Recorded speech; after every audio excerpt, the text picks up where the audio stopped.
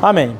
Irmãos, pedi os irmãos convidar aí para abrirem suas Bíblias no livro de Provérbios, capítulo 22. Provérbios, capítulo 22. Se você abrir a sua Bíblia no meio, você cai em Salmos. Pula um livro, Provérbios. Não tem erro. Logo depois de Salmos. Provérbios, capítulo 22. Nós vamos ler apenas um versículo. O versículo 6 de Provérbios, capítulo 22. Amém? Amém. Amém. Diz assim a palavra de Deus: educa a criança no caminho em que deve andar, e até quando envelhecer, não se desviará dele. Que o Senhor abençoe a leitura desta palavra. Hoje é um dia muito feliz para mim, porque nós estamos com todos os presentes, a maioria pelo menos presentes, temos visitantes, e eu tinha vontade de pregar muitos assuntos. Eu queria pregar sobre as 16 almas que foram convertidas hoje, graças ao fruto do trabalho dessa igreja. Glória a Deus por isso. Motivo de vitória, motivo de alegria. 17 pessoas, fui corrigido agora. Glória a Deus por isso, não é verdade, irmãos? Queria pregar também sobre vacinas. E toma vacina, não toma vacina? Como é que vai ser isso? Aliás, em qual momento a gente pode ter a rebeldia, entre aspas, contra as leis do governo? Em que momento a gente pode se rebelar, biblicamente falando? Em que momento a gente pode ir contra uma determinação ou não? Será que pode tomar, não pode tomar? Vou falar sobre isso um dia. E queria pregar também sobre um evento que está acontecendo nas igrejas de hoje, que tem me assustado. Eu recebi a notícia de igrejas que eu amo, que estão se afastando cada vez mais longe da palavra de Deus. Isso me escandaliza e eu queria pregar sobre isso, mas nós temos que focar na nossa realidade. E a nossa realidade é de uma igreja que tem muitas crianças, uma igreja formada por casais, homens e mulheres com filhos, todos eles com mais de um filho. Então eu acho que é fundamental que nós entendamos o versículo educa a criança, porque eu estou cansado de ouvir: ora, mas eu criei meu filho na igreja, ele está afastado, está no mundo, está em pecado. O que aconteceu? Primeiro, as igrejas estão fracas. Segundo, as famílias estão fracas. Então hoje nós vamos vou fazer uma série este mês só sobre como educar os nossos filhos, porque mais do que educar os nossos filhos, mais do que os métodos que a Bíblia tem para nós educarmos nossos filhos, nós temos princípios básicos da fé cristã, bíblicos, que precisamos entender a fim de demonstrar isso aos nossos filhos. Então, uma pregação para toda a família. E eu vou começar tratando do que é a família cristã. Ora, se eu tenho a obrigação de educar uma criança no caminho de Deus, o que era uma família? Eu vou fazer isso com um recorte sobre a violência no Brasil. A violência no Brasil, ela é extremamente assustadora, alarmante, são números absurdos, está cada vez pior. E é difícil criar os filhos com medo da violência. O meu filho mais velho tinha 1 ano e 6 meses, mais ou menos. Todo dia, às 7h30 da manhã, eu botava ele no carrinho e ia caminhando até a creche. Uma das vezes que eu fiz isso, às 7h40 mais ou menos, eu estava chegando na creche. Uma briga no trânsito, de manhã cedo, o cara sacou uma arma na direção do outro, que estava ali no trânsito, e eu na calçada, na direção da arma. Corri todo torto, saindo daquela situação. Fruto da violência que nós vivemos, isso é todo dia. Também, outra vez, fomos assaltados na porta de casa. O rapaz botou a arma na minha cabeça e mandou que eu, minha esposa grávida e meu filho entrássemos no carro deles. Nós não entramos, minha esposa correu para dentro de casa e eu fiquei lá com eles. Mas graças a Deus, deu tudo certo. Ninguém sofreu nenhum grande dano, além do assalto. São situações terríveis. Só eu tenho muitos outros exemplos que poderia dar. Situações inescrupulosas, mas que faz parte do dia a dia do brasileiro. Aí eu pergunto, por que razão o Brasil chegou nestes níveis absurdos de violência e desrespeito? São muitas as razões, muitos aspectos a serem levados em consideração. Por exemplo, o tráfico, as drogas, o álcool, o desemprego, as armas, tudo isso contribui para o fomento da violência. Mas todos esses elementos são camadas superficiais, não são um motivo real por trás disso tudo. Existe uma razão por trás das razões que realmente fundamenta, não é o tratamento do sintoma. Se você tratar o tráfico, você vai diminuir. Se você tratar as drogas, você vai diminuir. Mas você não vai resolver o problema, a causa real que está por trás da violência. Afinal de contas, qual é a causa real por trás disso? Quando eu me postulei a seminarista, me tornar um pastor um dia, meu pai, que é pastor, disse para mim: eu tenho muitos livros, muitas revistas, por que vocês não vêm aqui pegar esses livros de teologia? E eu voltei com a mala do Uber cheia de livro, lotado. E dentre esses livros, tinham muitas revistas, uma revista chamada Unitas, eu não sei se é Unitas, da década de 50, revista antiga, década de 50 do Brasil. E aquilo me despertou interesse, porque eu gosto de saber como eram as igrejas do meu passado, as igrejas batistas cristãs, há 50, 100, 200 anos atrás. E uma edição de março de 1959 diz o seguinte: o grande interesse pelas coisas e problemas de ordem material, a tendência para o existencialismo e surrealismo, a ministração do ensino exclusivamente técnico e científico, vai criando uma lacuna gravíssima na formação mental das últimas gerações, as quais ressentem da falta de princípios éticos. E ele vai dizer isso como causa maior no futuro. Ele vai dizer que por causa disso, por faltarem princípios e valores éticos e morais cristãos, haveria um crescimento na delinquência. Também disse que haveria um crescimento na promiscuidade, na sexualidade, na imoralidade. Tudo isso por falta de valores éticos. Hoje nós vemos que é verdade. A década de 70 e de 80 foi a década onde mais se houve divórcio, onde mais sexualidade, mais se explodiu tudo isso. Por que eu estou dando o exemplo da revista Unitas? Porque o cristianismo, homens cristãos que falam em nome de Deus, que pregam a palavra de Deus, sempre estiveram na vanguarda da sociedade, sempre vão estar, porque eles enxergam o mundo com os olhos da fé, o mundo espiritual por trás de um mundo material, o qual as pessoas não conseguem enxergar. Sempre estiveram na vanguarda da sociedade civilizada.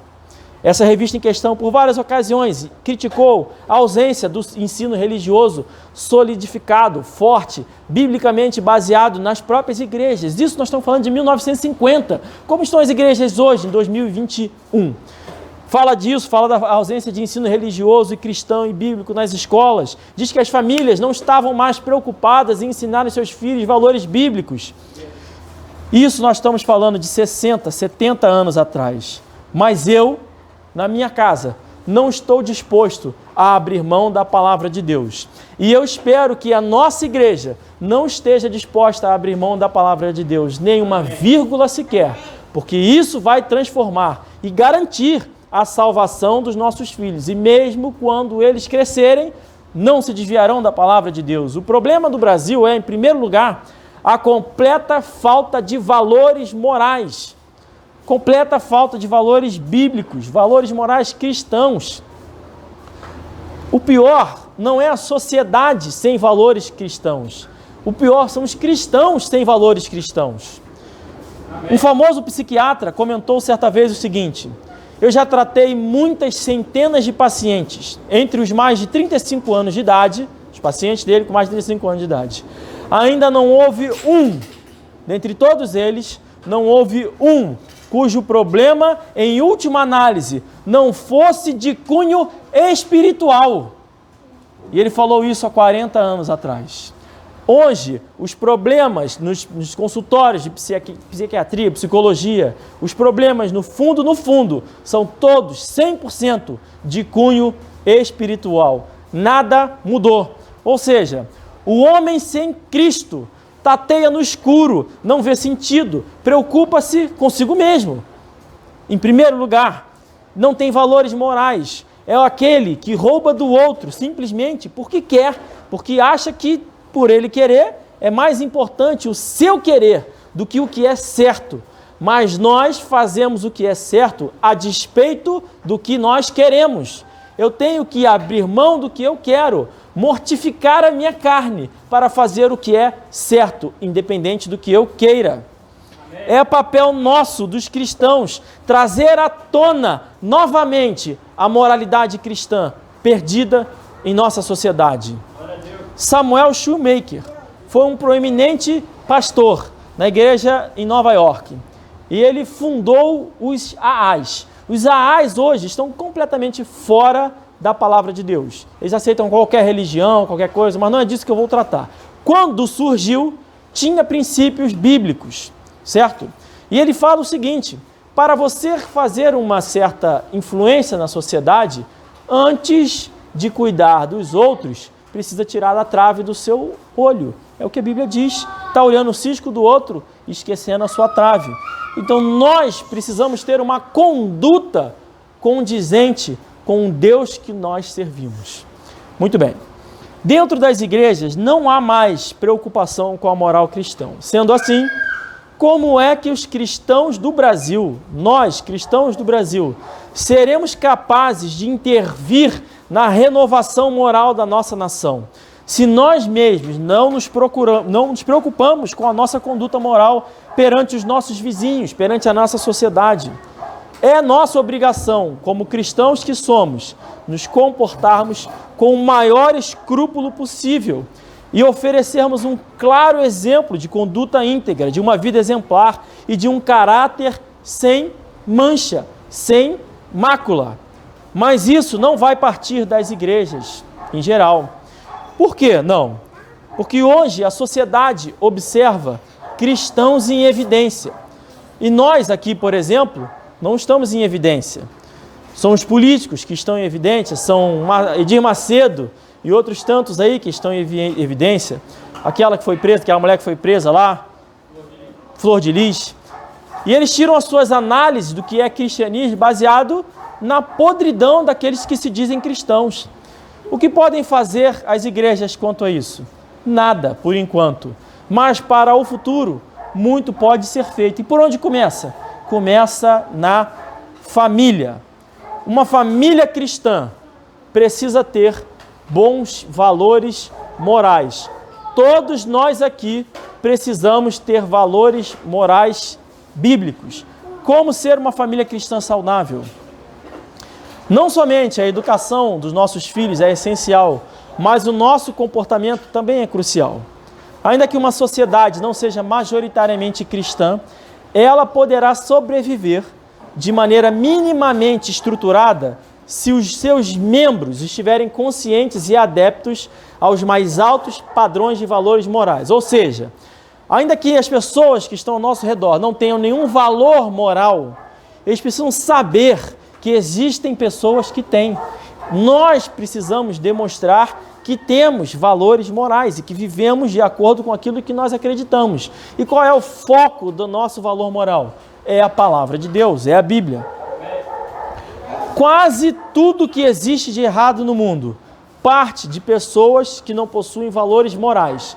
Nós, quando pecamos, estamos abandonando nossos valores morais. Ser cristão, por exemplo, vou dar alguns exemplos.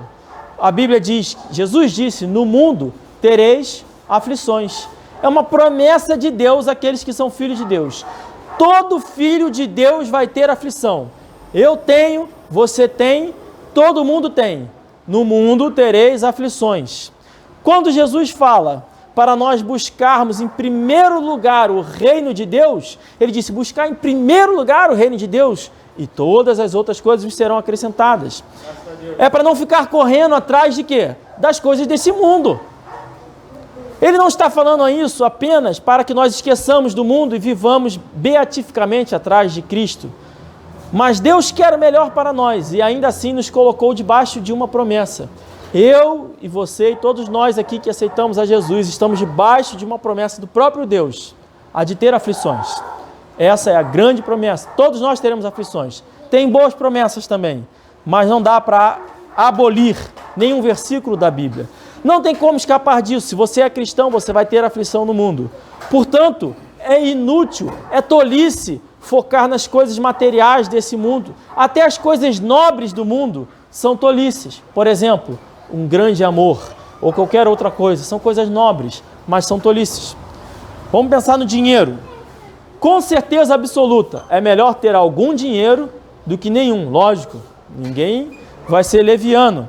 Mas a busca pelo dinheiro nunca vai trazer satisfação pessoal. Não vai trazer alívio das nossas aflições na vida. Veja o caso, por exemplo, dos ganhadores da Mega Sena. Eu fiz um estudo rápido. Centenas deles morreram, foram mortos, perderam tudo, vivem em desgraça hoje, mesmo ganhando milhões. Problemas gravíssimos em suas famílias, uma maldição. É claro que deve ter gente por aí que usou bem o dinheiro, sei lá, a gente não tem como saber tudo. Mas seguramente o que nos ensina é que o dinheiro não é a coisa mais importante na vida. A Bíblia diz que o amor ao dinheiro é a raiz de todos os males. Busca pela felicidade. Vamos falar sobre a felicidade. Eu quero ser feliz, só isso que eu quero. A busca pela felicidade vai destruir a sua vida, porque Jesus disse o quê? Buscai em primeiro lugar o reino de Deus. A felicidade vem acompanhada àqueles que buscam o reino de Deus, porque a paz que vem de Deus excede todo entendimento. Não é lógico. Você passa por aflições, você tem dificuldade, mas você tem paz. Agora vamos lá. As pessoas estão constantemente em busca da felicidade e elas dão conselhos uns para os outros. Vamos supor, o adolescente está preocupado no que fazer no vestibular. Aí a pessoa diz assim: não, você tem que procurar algo que você seja feliz, algo que você goste de fazer. Mas os jovens de hoje, de sempre, com 16 e 17 anos, não têm a menor ideia do que eles gostam de fazer. Nenhum de nós tinha. A maioria dos que tem 30, 35, estão hoje sem saber o que eles gostam de fazer. Ainda em busca de serem felizes, de encontrar algo que vai fazer ser feliz. Mas se fosse a busca por cumprir os preceitos bíblicos, por exemplo, eu vou fazer qualquer coisa que me dê condições de casar, ele poderia encontrar a felicidade. Eu vou fazer qualquer coisa que me dê condição de ter filhos, de cuidar dos meus filhos, de cuidar da minha família, ele teria condições de ser feliz. Mas a busca, eu vou encontrar um emprego que me realize, provavelmente vai se frustrar. Tive uma amiga que ela se formou em engenharia, entrou no mestrado direto, fazia vários projetos e estava sempre frustrada com os seus trabalhos, com os projetos que ela tinha. Ela terminou o mestrado, ela entrou no doutorado na área de engenharia e ainda assim ela estava sempre frustrada com os seus projetos. Ao ponto de um dia ela cogitar o seguinte: olha, eu tenho uma cachorrinha que eu amo muito, eu vou fazer veterinária, eu vou cuidar de cachorros, completamente longe daquilo que ela viveu a vida inteirinha dela, até o dia que ela encontrou-se com Jesus. E a vida dela, a mentalidade dela foi transformada e hoje ela está na área de engenharia. Graças a Deus. Glória a Deus por isso. Encontrou realização, felicidade, sucesso, fazendo aquilo que ela já fazia antes e que ela não encontrava. O que mudou? A presença do Espírito Santo na vida dela. Se o propósito maior for encontrar algo que vá te fazer feliz, um conselho de amigo: desista. Também a confiança no amor ou qualquer outra coisa sempre vai ser inútil. Você não vai se realizar no amor, você não vai encontrar alguém que atenda às suas demandas. Como também não vai se realizar nas finanças, nem ser feliz, ao menos que você tenha valores morais para medir a sua vida. Na verdade, se você não tem valores morais ou não entende os valores morais, você não consegue perceber o progresso da sua vida. Você acha que está fracassando. Você casou, teve filhos? Ainda não é isso, porque você não entende que sem os valores morais você não consegue medir. Não, eu estou avançando, eu estou caminhando, eu estou indo adiante. Não, agora eu aceitei a Jesus. Não, agora eu vou me esforçar, eu encontrei algo desafiador, um projeto, um curso, uma aula, qualquer coisa. Tudo isso pode ter vindo de Deus e você não consegue discernir. Mas afinal, o que é que são valores morais? Qualquer coisa que você qualifique como mais importante do que outra qualquer coisa é um valor moral que você tem para si mesmo. aquilo que você considera mais importante, até mesmo do que os seus sentimentos. A nossa sociedade moderna vive uma grande crise de moralidade, o conflito permanente entre o que se sente e o que se valoriza. Por exemplo, valorizamos um casamento saudável, estável, com filhos, achamos o máximo. Mas às vezes o cara que tem tudo isso se sente atraído por outra mulher. E aí ele entra em conflito.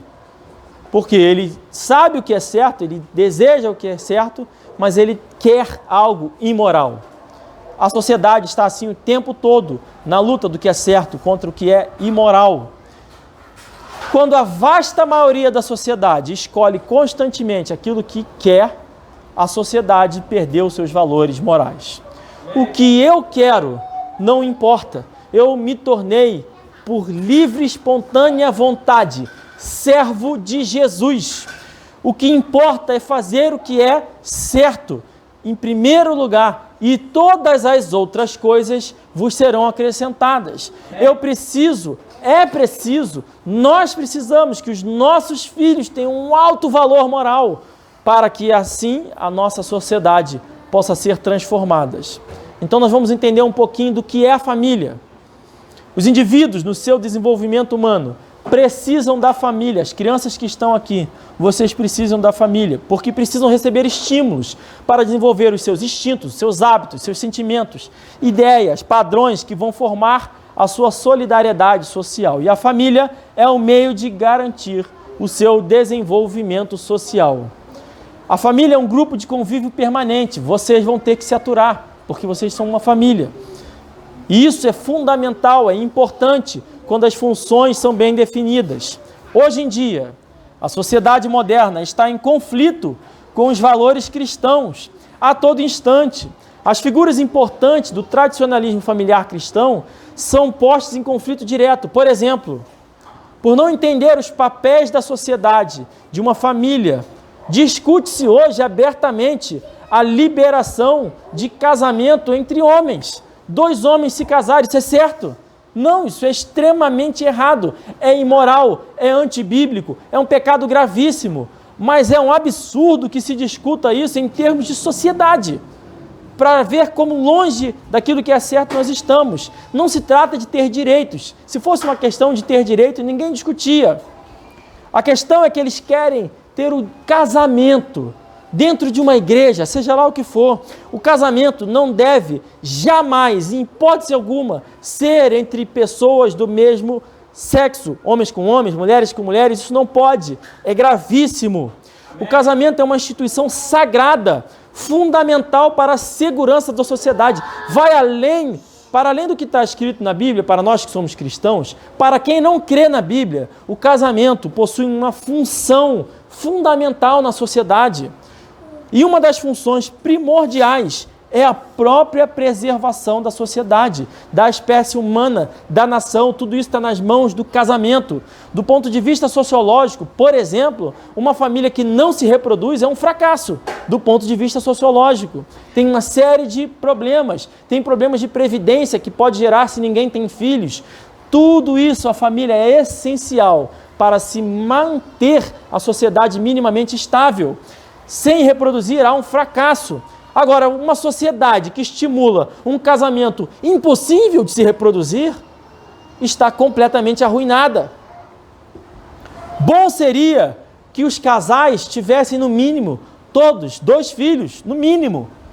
Portanto, pares do mesmo sexo não podem se reproduzir, não devem ser considerados jamais um casamento, sem falar da Bíblia, apenas de raciocínio lógico. Estou falando que é óbvio, é lógico, você não precisa nem ser muito inteligente para perceber isso.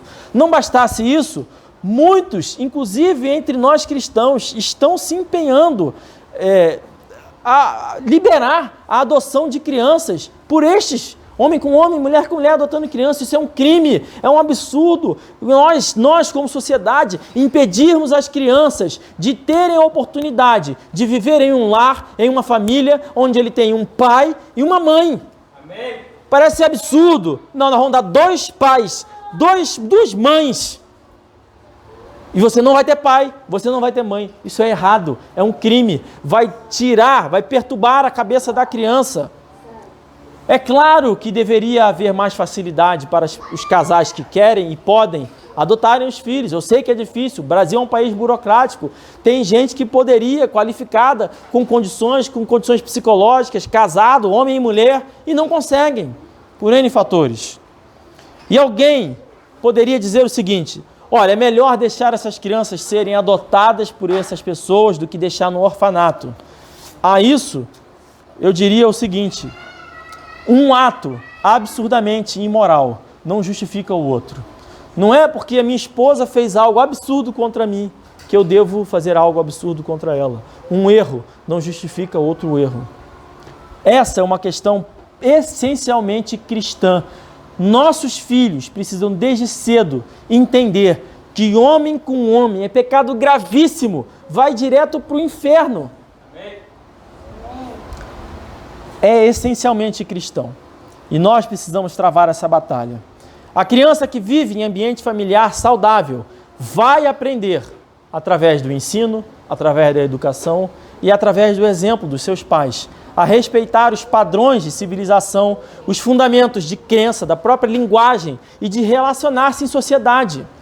As famílias fornecem um ambiente adequado para que uma criança aprenda a ser, por exemplo, altruísta. É um conflito constante, quem tem filho sabe disso. Porque constantemente um filho precisa abrir mão de algo em função do outro. Um pai se sacrifica, vai trabalhar até mais tarde para poder abençoar a sua casa. A mãe fica até tarde cuidando dos filhos, sacrifica, cuida do marido, faz tudo. Altruísmo é o que uma família precisa ensinar. É um elemento fundamental a ser produzido no ambiente familiar. E ele está diametralmente oposto ao individualismo, que é a raiz dos males da nossa sociedade, o individualismo. Uma criança precisa encontrar o seu lar, nas relações familiares, alguns valores fundamentais do cristianismo, como, por exemplo, a autoridade, a obediência, a lealdade. Um filho precisa ver que o seu pai é leal, ele precisa enxergar a fidelidade, ele precisa entender o que é amor. Porque hoje em dia ninguém sabe mais o que é o que. Confundem paixão, confundem paixões carnais com amor. Qualquer sentimento vira amor. Amém. Pais modernos têm buscado tolamente serem, acima de tudo, amigos dos seus filhos e estão dispostos a sacrificarem os seus papéis de autoridade e de demandar a obediência necessária, como se isso fosse uma expressão salutar de amor. Mas não é. A Bíblia é clara quanto a este ensino no lar e quanto à nossa obrigação de ensinar os nossos filhos no caminho que eles devem trilhar. Educa a criança e mesmo quando ele crescer jamais se desviará. É disso que nós estamos tratando. Mas antes de educar, nós precisamos entender o que é, quem nós somos, o que é família e por que tem que fazer a coisa certa. Deus veio ao mundo em Cristo e como ser humano, em todo o zelo, ele nos ensinou a fazer o que é certo. Ele, por exemplo, usou para ensinar a figura de família. Ele disse, na casa de meu pai. Ele falou, eu e o pai somos um. Ele deu o exemplo do filho pródigo, cujo pai representa o próprio Deus, recebendo o filho que se afastou. Jesus usou várias vezes a questão, a unidade familiar. Nós precisamos enxergar e buscar a unidade familiar para ensinar aos nossos filhos.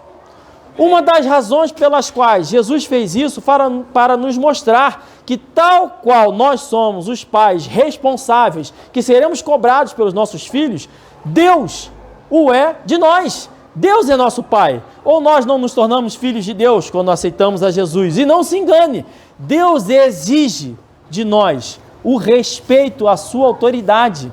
Ele exige de nós a obediência.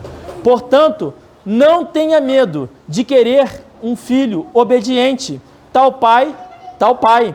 Se Deus espera isso de nós, Ele sabe o que é melhor para nós. Ele sabe.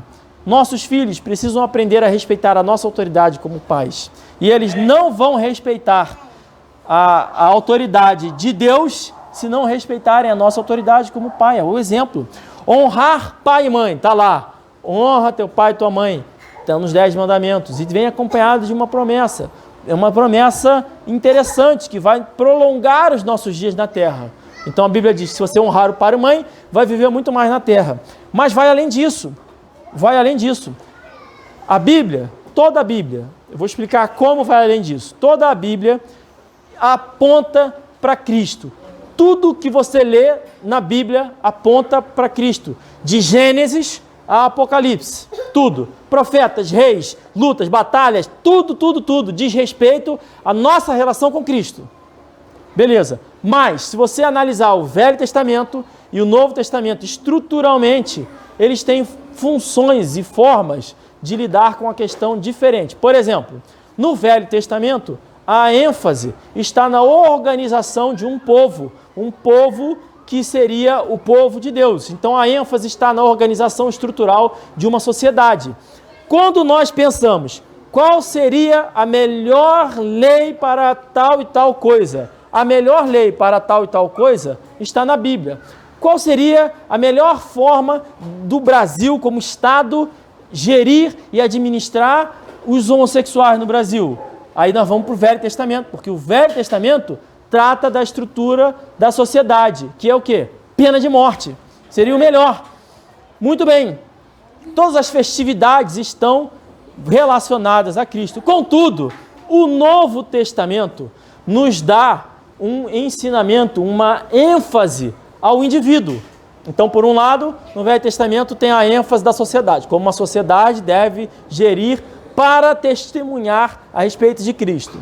No Novo Testamento, como um indivíduo deve gerir na sua vida para testemunhar a respeito de Cristo. Isso faz sentido, porque a partir do Novo Testamento, a partir da vinda de Cristo, o povo se espalharia para o mundo. Então, eu como indivíduo, posso condenar algum homossexual à morte? Obviamente que não, porque isso seria antibíblico. Uma coisa é a estrutura de uma sociedade, outra coisa é o posicionamento de um indivíduo. Muito bem. Desta forma, quando a Bíblia diz honra o teu pai e a tua mãe, ele está tratando de coisas práticas de indivíduos, mas está tratando também de uma sociedade. Então não é só uma promessa, mas é a razão pela qual nós devemos honrar o pai e mãe. Ele diz, para que te prolonguem os dias na terra. Vamos lá. Esta recompensa aqueles que cumprem esse mandamento. Se nós observarmos o impacto de uma sociedade em que os filhos honram o seu pai e a sua mãe, nós vamos entender que vai muito além de prolongar os seus dias na terra. Em outras palavras, uma sociedade onde os filhos não honram os seus pais e as suas mães não tem como sobreviver por muito tempo. Uma sociedade onde os filhos honram e obedecem os seus pais e as suas mães sobrevive, se torna forte, independente de ser uma sociedade cristã ou não, porque a criança pode aprender a obedecer os seus pais, mesmo que não seja por cristãos, por algum bom cuidado que ele teve ali. E aquela sociedade vai se tornar uma sociedade forte, para o bem ou para o mal.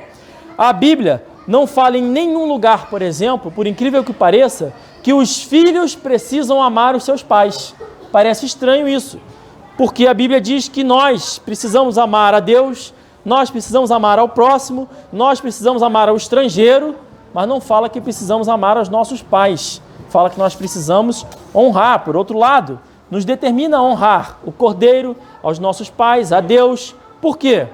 Porque honrar aos pais nos permite entender que existe uma autoridade moral. Não é só uma questão de amar. Você naturalmente vai amar os seus pais. E tem muita gente que não consegue amar os seus pais, porque tem pais horríveis por aí. Então a Bíblia não dá uma exigência absurda. Nós estamos submetidos desde criança à autoridade moral dos nossos pais e precisamos entender isso. É fundamental na construção da sociedade e do ensino cristão aos nossos filhos. Então, se a ênfase do Velho Testamento é uma estrutura social e a do Novo Testamento é a questão individual, nós não podemos ter medo de sermos vistos como autoridade para nossos filhos. Então, uma pergunta: como? Como eu vou ser uma autoridade sem ser um tirano lunático maluco? Uma questão importante, uma autoridade moral. Eu vou dar algumas dicas Dicas estas que eram passadas de pai para filho. Quando eu fui me casar com a minha esposa, meu pai me chamou para conversar comigo, me deu vários conselhos sobre casamento, sobre administração familiar, sobre a questão dos filhos. Por ser um homem de Deus e temente ao Senhor, ele tomou essa atitude. Mas isso se perdeu. Então vai ser pregado de púlpito aquilo que era ensinado de pai para filho. Então, alguns conselhos. Não. Conselho número 1. Não. Como assim? Ficou doido? Existe uma crise crônica de falta de não. Uma crise crônica de falta de não em nossa sociedade. É algo tão essencial que precisa ser provido pelos pais. Os pais precisam dizer não para os seus filhos. É fundamental. Nada pode ser mais comum na nossa sociedade e dentro das igrejas de hoje. Pais e mães frustrados com seus filhos dizendo: essa criança não dá valor a nada. Essa criança não dá valor a nada. E não entende o que está acontecendo. São toda uma geração de pais desesperados para fazerem seus filhos felizes e por conquistarem o seu amor, que fazem tudo o que os filhos pedem, dão tudo o que os filhos pedem, fazem todo tipo de sacrifício só para ter um momento de alegria. E essas crianças vão crescendo, chorando demais, reclamando demais, sem conseguir se relacionar com outras crianças, querendo sempre mais. E exige isso dos pais. E ainda dizem: mas você me botou no mundo, você tem que cuidar. Coisa nenhuma. Deus deu a ordem de procriarmos e termos filhos. Deus quis que você nascesse. Deus quis isso, que você viesse ao mundo para você conquistar o mundo, levar a palavra de Deus a outras pessoas, salvar outras almas do inferno. Nada de fraqueza. Você me botou no mundo, agora cuida de mim. Coisa nenhuma. Respeita, honra o seu pai. Amém. E a sua mãe. O processo de dar coisas e fazer muitas coisas vai despertar nas crianças justamente o interesse em receber mais e mais coisas. E como consequência disso, nossos filhos estão crescendo com uma expectativa materialista para além do que a revista Unitas jamais imaginou, que muito provavelmente essa expectativa não vai ser atingida.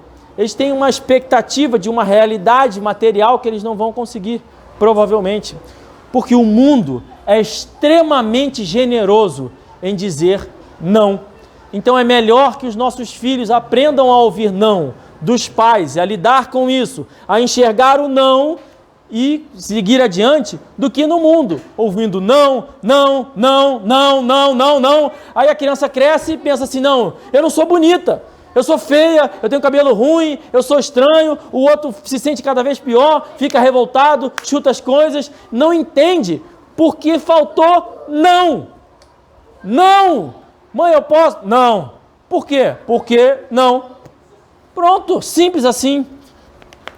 É um benefício, um ato de amor que você faz para o seu filho, dizer não, para que eles cresçam entendendo que para você conseguir conquistar as coisas que você quer na sua vida, você vai ter que se esforçar, vai ter que chorar de noite, vai ter que estudar, vai ter que fazer para além do que você pode, das suas forças, e que chorar, fazer pirraça, às vezes até manipular um pai contra outro pai, não vai te levar a lugar nenhum. Nossa sociedade vive em permanente estado de depressão por falta de não.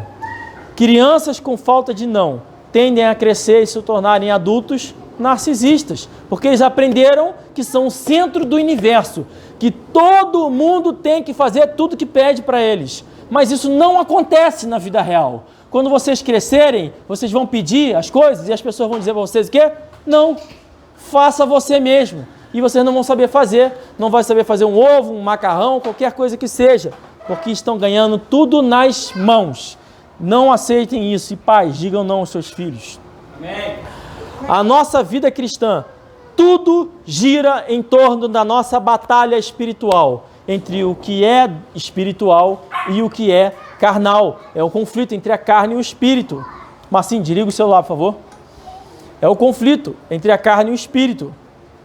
Nós precisamos preparar os nossos filhos a fazer escolhas espirituais e não escolhas carnais. Então, número 1, não. Não. Não pode ligar o celular na hora do culto. Não. Agora, se você vai dizer não, muito não para os seus filhos, faça isso sem gritaria. Nada de bom vem de um ambiente cheio de gritaria. Melhor seria abandonar o seu filho debaixo de um cantinho chuvoso do que ficar numa casa briguenta com ele. Porque isso é o princípio. A Bíblia diz para o homem que é melhor ficar nesse lugar do que com uma esposa briguenta. Então, para o seu filho também. Não vai fazer isso com o seu filho. Se é uma desgraça para um homem, é desgraça para uma criança. Número 2, obediência. Não somente os filhos obedientes são muito mais felizes do que os filhos desobedientes, mas os pais de filhos obedientes são muito mais felizes do que os pais de filhos desobedientes. Porque o filho, quando desobedece, deixa o pai maluco de raiva. Eu estava uma vez em casa sozinho com as crianças, né? No caso só tinham 2 na época. Estava sozinho. Aí eu fui tomar banho e deixei os 2 sozinhos. E fiquei impressionado, porque estava um silêncio na casa, umas risadas. E eu falei, que beleza! Que beleza! As crianças estão brincando lá sozinhas. Estou aqui tomando banho. Até curti o banho, mas lá, pá, tal. Aí, beleza, saí do banho. Saí do banho. Quando eu pisei no corredor, comecei a ver uns talcos, farinha, sal. Aí fiquei doido, né? A casa estava destruída de talco e sal. Ia ser muito engraçado jogar talco pro alto, fazer essas coisas, né? Fiquei maluco de raiva, maluco, alucinado, já saí limpando, brigando com todo mundo. Botei sentado no sofá, comecei a brigar. Não parava de falar, enlouquecido de raiva. Aí num momento assim, né? O Samuel perguntou para mim assim, pai, do que você está falando? Eu falei, como assim? Eu tô falando do sal, menino, é o sal, é farinha, é sal, é tudo. Aí ele falou, tá bom, pai, eu tinha esquecido disso. Aí ali eu aprendi uma lição importante no ato de obediência. Quanto menos você falar, melhor. Não adianta falar um monte de coisa, a criança não está nem prestando atenção, está dormindo, pensando, já esqueceu do sal e eu estou lá brigando por causa do sal. Muito bem, eu vou propor uma abordagem então bem simples, para estimular a obediência das crianças. Em primeiro lugar, instruções claras e objetivas. Poucas palavras. Por exemplo, hora de tomar banho. Pronto. Aí, o que a criança, sendo criança, vai dizer? Ah, mas por que eu não joguei futebol? Eu fiquei em casa o dia inteiro, na cama o dia inteiro, nem suei. Eu tomava nem suei. Se você ficar dando razão, já era, você já perdeu. Então vamos lá, hora de tomar banho, vai tomar banho. Aí se você falar assim, meu filho, você já jogou futebol hoje, você precisa tomar banho, já era. Quando você fizer isso, no instante que você fizer isso, ele vai entrar num estado de argumentação. Não, mas eu fui jogar futebol, mas eu fiquei na reserva o tempo todo. Como assim? Aí você, não, mas você ficou na reserva, mas não sei o quê. Não, mas eu não fiz isso não, porque eu estava lá não sei o quê. E fica uma coisa louca. Vai tomar banho. Mas por que eu vou tomar banho? Porque eu mandei. Acabou. Amém. Você é autoridade. Não precisa impor. É só falar e fazer. Por que você tem que fazer? Porque falou. Os adolescentes, né? Por que vocês têm que fazer o que a mãe de vocês mandam? Porque ela mandou. Simples assim, que ela é mãe. Acabou. Mandou, está mandado. Beleza. Número 3. Esse aqui é absurdo, mas é real. Nunca, jamais, em hipótese nenhuma, nunca mesmo, não consigo ser mais enfático, se abaixe diante de uma criança para falar com ela. Pode parecer estranho, né? Todos nós lemos em todos os livros de educação familiar, que quando você vai falar com uma criança, você se abaixa no nível da criança, né? Aí vai prestar atenção, aí você vai ficar ali nível, olhando olho no olho, abaixadinho, quase que, meu filho, se curvando para ela. Não faça isso. Não se abaixe diante de uma criança. A ideia surgiu. De onde surgiu esse negócio de tem que se abaixar diante da criança? Surgiu porque a ciência da época precisava dar uma resposta. Decidiu que era hora de acabar com o quê? Com a figura de autoridade dos pais. E foi exatamente isso que conseguiu, porque os pais não têm mais autoridade. Eles têm que se ajoelhar para falar com as crianças. Amém. E é claro que todo mundo vai querer isso, porque a nossa sociedade de hoje tomou medo de parecer autoritário para os filhos. Não, eu não quero ser essa figura, eu quero ser amigo do meu filho, amigão. Coisa nenhuma. Coisa nenhuma, seja inteligente. Ao invés disso, as crianças devem ser encorajadas a olharem para cima, nos olhos dos pais, quando estão recebendo instruções. Estudos indicam que isso vai fazer com que elas cresçam mais confiantes, seguras. Talvez seja isso que tenha faltado para você.